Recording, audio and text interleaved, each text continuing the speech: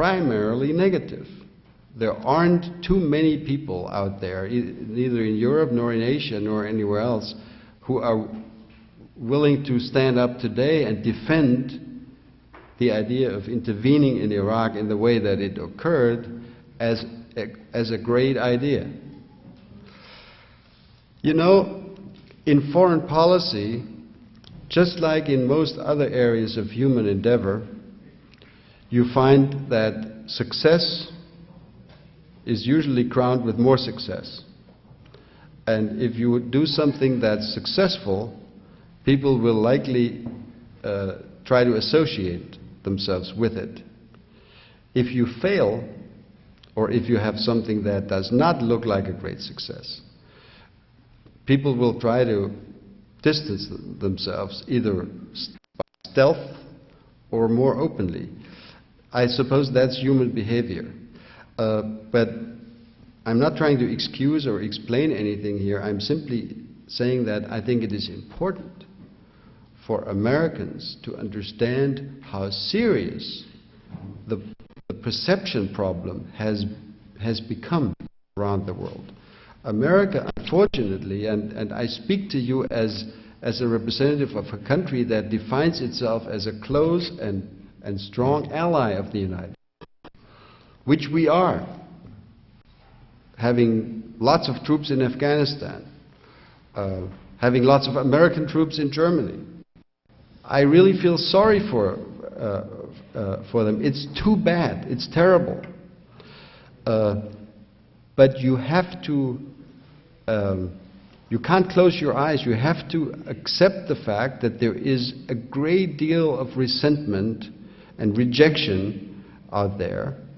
And that is why I thought, and I hope I made that point clear, that is why I believe it's of great importance that we try to think very hard about things that we, the West, the United States and her Western partners, European partners and others, can do together to something that would be inspiring, that would tell these people who have become hateful or doubtful about America, that would send a very strong signal that this sole remaining superpower is not only there to use its military power to defeat other nations or defeat terrorists, but it's also there to use its huge power to do good things, something inspiring.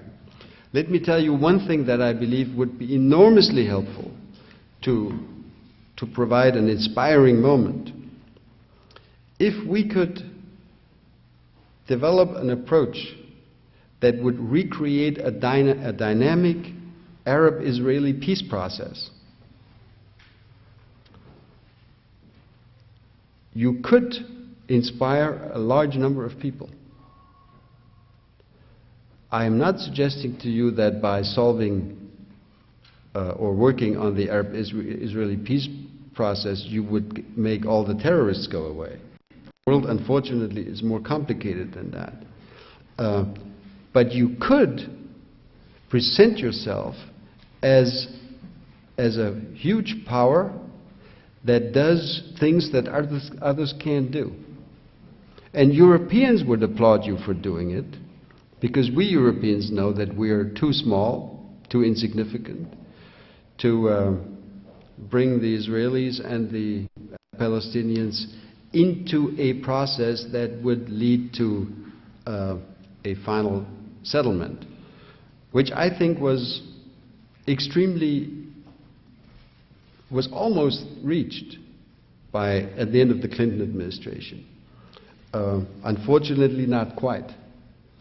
But I think that would be a hugely important step in the right direction. But I could think of others. Next question.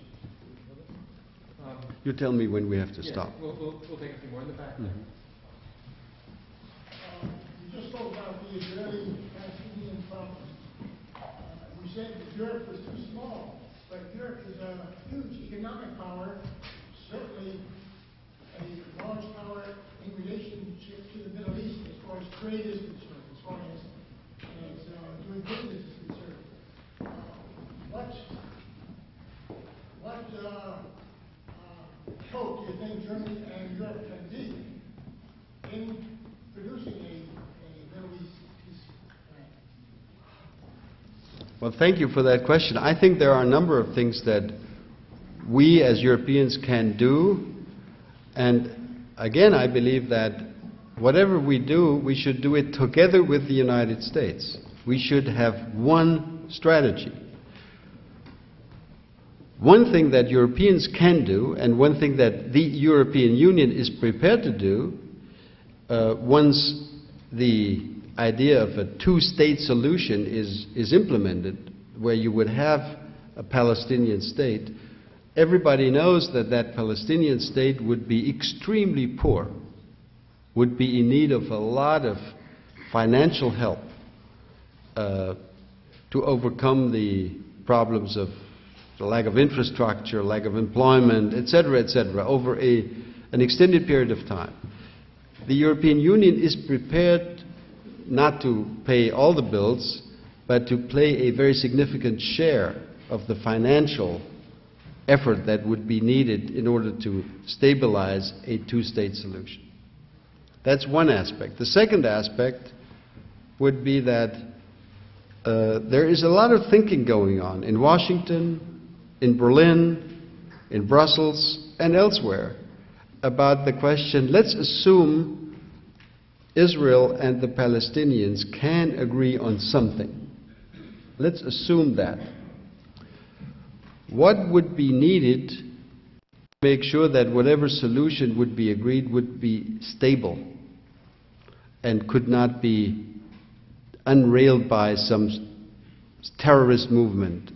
And I'm sure there would be efforts to unrail any solution. Well, one idea which has been being circulated is that maybe Europeans and Americans, through NATO, could develop the idea of a peacekeeping force that would guard the future border between Israel and the Palestinian state, between the Palestinian state and Egypt, between Israel and Jordan, and Israel or the Palestinian state and Syria, etc. In other words, NATO as a stabilizer of the military, of the security, of the defense situation. It's just an idea. Maybe not a good one, maybe a brilliant one, we'll have to see. So there are a number of ways through which Europe could make a useful contribution to a peaceful settlement. But the effort, that's my point, the effort to help the two parties to re-establish a peace process needs to be led by the United States, because you are the only country that has the full trust, and remember, trust is the key word here, that has the full trust of any Israeli government. That's the advantage that the United States has, and we need you to use that for the purpose of moving the process forward. We'll take one last one. Thank you. I was wondering if you would care to comment on the political atmosphere in the Baltic region in connection with, of course, Russia's President Putin's consolidation of power and limiting the freedom of the news media in his country. You speak of the Baltic region or of Belarus? Belarus. All right. The case of Belarus is really a very, very sad one. I bet that many of you don't even know exactly where Belarus is. It's like when I ask my own staff members, show me on the map where Turkmenistan is. Even my young diplomats have difficulty, pinpointing that. Belarus is, in an oversimplified way, just west of Russia. And it is the one, unfortunately, the one remaining former constituent part of the Soviet Empire, which continues